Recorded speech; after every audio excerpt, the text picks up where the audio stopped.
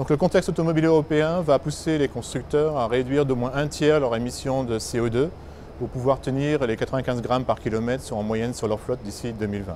Donc l'énergie du carburant sert pour 30% à déplacer le véhicule, pour 30% au confort de l'habitacle, et le reste de l'énergie est perdu à l'échappement au travers de la chaleur.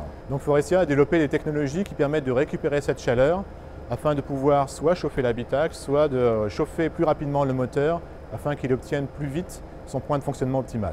En Europe, on a commercialisé en 2006 un système de récupération d'énergie à l'échappement sur un C4 Picasso. Ce système permet de faciliter les démarrages à froid et aussi de réchauffer beaucoup plus rapidement le véhicule au niveau de l'habitacle. Suite à ça, on a aussi développé une version qui sera commercialisée en 2015, qui est beaucoup plus compacte, qui permet de réduire les émissions de CO2 de 2 à 3% sur un véhicule ordinaire et jusqu'à 6% sur un véhicule hybride.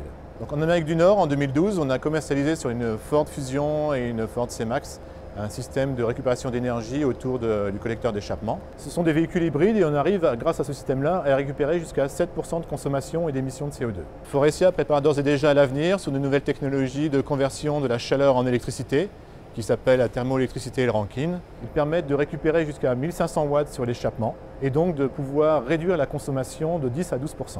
La commercialisation de ces futures technologies sera aux environs de 2020. En conclusion, Faurecia contribue activement à la réduction des émissions de CO2 grâce à son portefeuille d'innovation qui est disponible dès maintenant en série ou pour préparer l'avenir.